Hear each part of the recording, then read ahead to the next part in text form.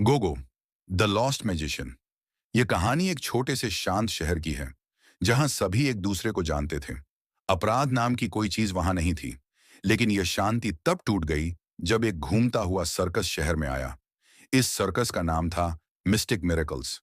इसकी जगमगाती लाइटें, विशाल तंबू और रोमांचक खेलों ने पूरे शहर को अपनी ओर खींच लिया। पर सबसे ज्यादा चर्चा का विषय बना गोगो, सर्कस का जोकर। गोगो कोई आम जोकर नहीं था। उसका मेकअप अजीब था।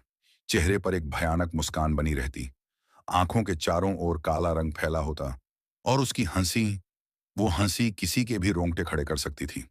बच्चे उसे देखकर रोने लगते और बड़े भी उससे दूर रहने की कोशिश करते। लेकिन कोई नहीं जानता था कि गोगो के पीछे एक डरावना राज छिपा था। सर्कस को शहर में आए सिर्फ एक हफ्ता ही हुआ था कि एक खौफनाक घटना घटी। शहर के मुखिया की लाश उनकी हवेली में पाई गई। उनका चेहरा इतना बिगड़ा हुआ था कि पहचानना मुश्किल था। ऐसा लग रहा था मानो किसी ने उन्हें जबरदस्ती हंसा हंसा कर मार डाला हो।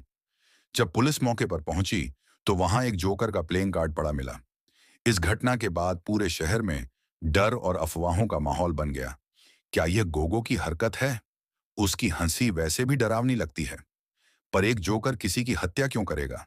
पुलिस ने जांच शुरू की, लेकिन उनके पास कोई ठोस सुराग नहीं था। शहर की युवा पत्रकार रिया को यह मामला अजीब लगा। वह हमेशा रहस्यों को उजागर करने में रुचि रखती थी।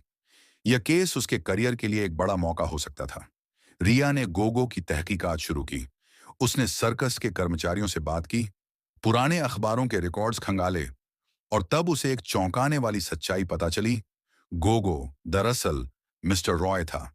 मिस्टर रॉय एक शानदार जादूगर, जिसने एक दशक पहले जादू की दुनिया में टहलका मचा दिया था। लेकिन अचानक वह गायब हो गया। कोई नहीं जानता था कि उसके साथ क्या हुआ। अब सवाल उठता था, क्या गोगो और मिस्टर रॉय एक ही व्यक्ति हैं? अगर हां, तो उसने हत्या क्यों की? रिया ने गहराई से मिस्टर रॉय की कहानी खंगालनी शुरू की। उसे पता चला कि मिस्टर रॉय का करियर एक हादसे की वजह से तबाह हो गया था। वह एक लाइव शो कर रहा था जिसमें वह खुद को गायब करने वाला था। लेकिन कुछ गड़बड़ हो गई। स्टेज पर हुआ हादसा उसके जीवन का सबसे भयानक पल बन गया। उसका नाम बदनाम हो गया, लोग उसे भूल गए और उसकी पहचान मिट गई।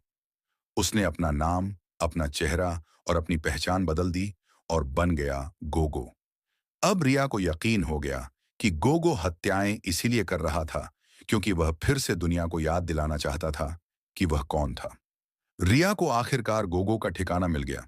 शहर का पुराना वीरान पड़ा ग्रैंड थिएटर। जब वह वहां पहुंची तो स्टेज पर गोगो खड़ा था। उसने अपना मेकअप हटा दिया। उसके चेहरे पर गहरी शिकन और अतीत का दर्द था। तुम मुझे रोकने आई हो रिया? उसने अपनी डरावनी हंसी के साथ पूछा।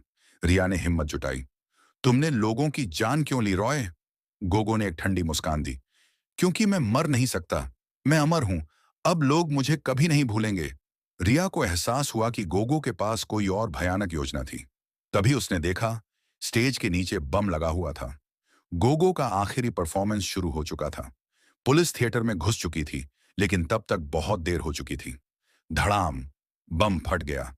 थिएटर जल उठा। गोगो की हंसी धुएं में गूंजती रही, और फिर सब कुछ खत्म हो गया।